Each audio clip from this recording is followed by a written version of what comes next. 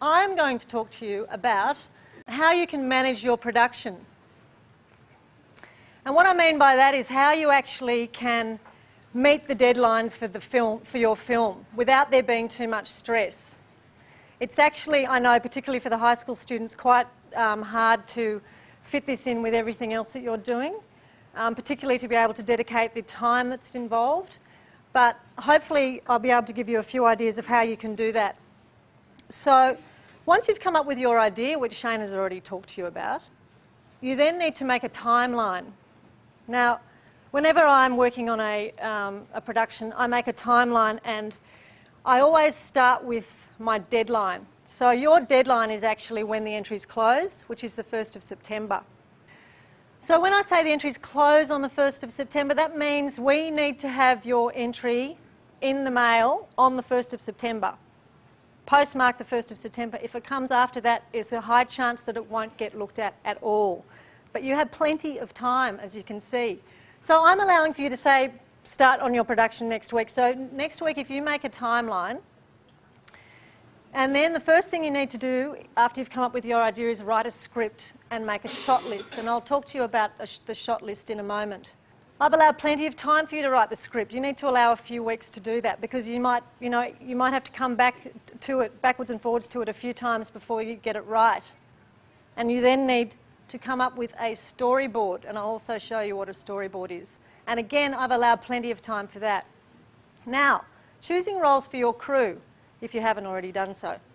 These are just some of the suggested roles for crew, and each of these could have a couple of people in each role.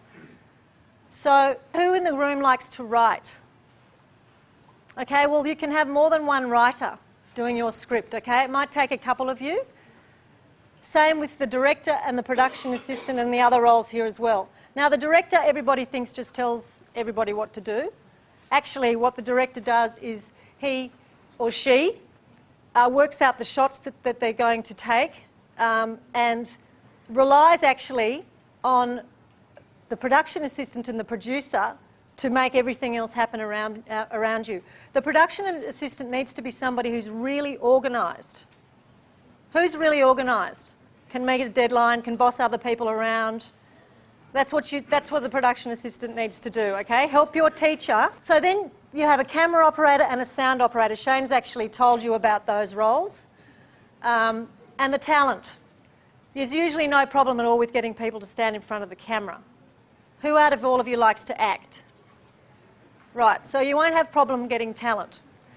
Costumes and props. You saw in a couple of those films that there were quite a few costumes and props involved, so you need someone to take responsibility for getting those organised. And then there's the editor. And of course, you could have 2 or 3 editors. Okay, don't just leave it to one person. It's a really big job. So once you've chosen the roles for your crew, you then need to get into your pre-production. And that means organising things like your props, your costumes, your locations. If you choose to go into a public area, like a shopping centre or somewhere like that to shoot your film, you might need to get permission. You won't have any trouble getting permission as a student film, but you might have to ask.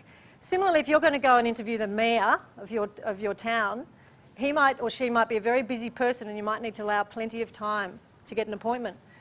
Your script, your equipment. Now, some of you are new schools and you'll be getting your camera equipment next week. The other schools already have their gear.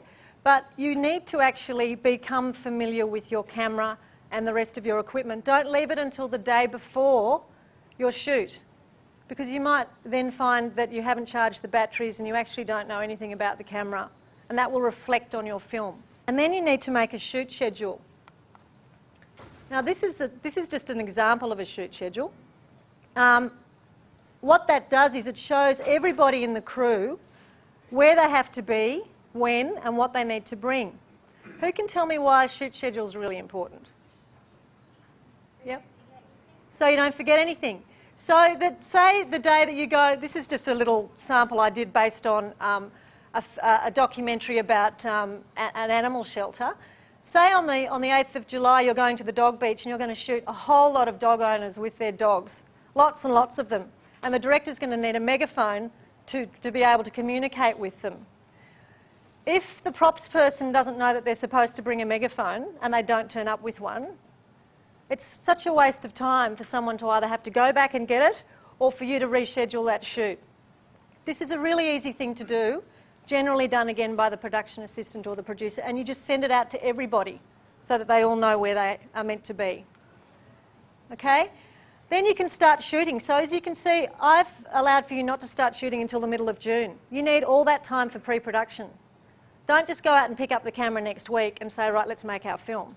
Because it will show in your production that you haven't spent much time with attention to detail. So after every day that you've been out shooting, you need to actually input your footage into your computer. Don't wait until you've been shooting for 4 days in a row. Can someone tell me why? One thing could be if you lose all of if you lose the data on your camera.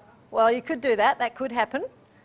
You also might find when you go back and have a look at the footage, if you wait till the end of the 4th day, that in fact the sound wasn't recording, or that you're not happy with the pictures, or that somebody actually fluffed their lines and you didn't have another take, or you forgot a shot. You really need to check it at the end of each day and reshoot scenes if you need to. You can also record your voiceovers. Shane's spoken to you about voiceovers. When you do that, please don't do it out on location where it's really noisy. Do it in a quiet room somewhere, okay? Because otherwise you get way too much background noise. And you can also plan the music for your edit. Now, as I said to you before, we've had some, a beautiful piece of music that Lithgow High School came up with a couple of years ago. That was, a major part of the film, that piece of music, and it was absolutely beautiful. We love original music. If you can't record original music, there's plenty of free music on the internet. Music has copyright attached to it, okay? So on the internet you can get copyright-free music. Don't just choose your favourite music track from your favourite artist, because unless you get permission to use it, you're breaching copyright and we won't play your film. Okay, do you all understand that? Then you start your edit. So I've allowed a whole month of shooting, and then you need to start your edit, and you need to allow plenty of time for your edit. I've allowed a whole month again. When you've finished editing, you need to output it to a DVD and check that you can play the DVD. So when you play it, you have to be happy with the sound, that you can hear it, it's not distorted, it's all there, and with the pictures, that they're not pixelated or that there's a problem. Okay, because if you can't see or hear what you've shot, we won't be able to either. We don't change anything when you send us the film. And also remember, it must be 5 minutes.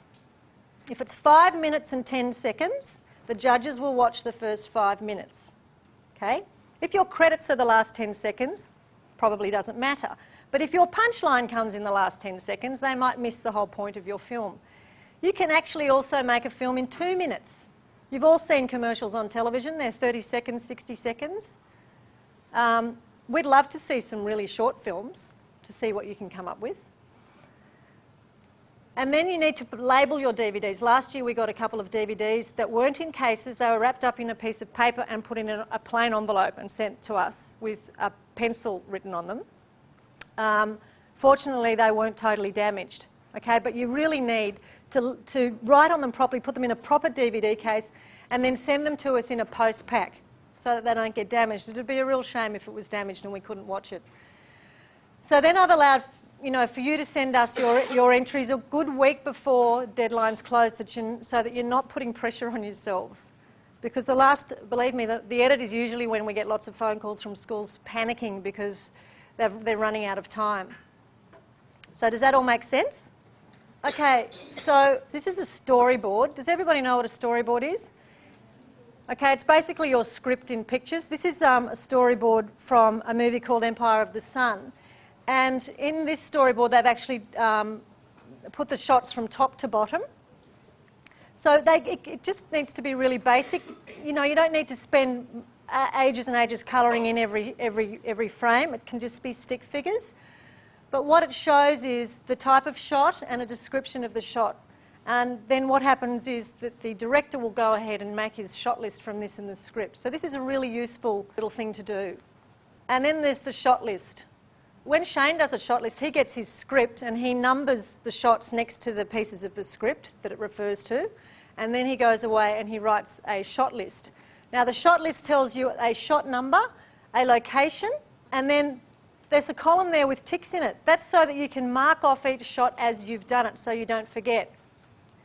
Now it might mean, if you see there's shot 2 and shot 40 are both done outside the animal shelter.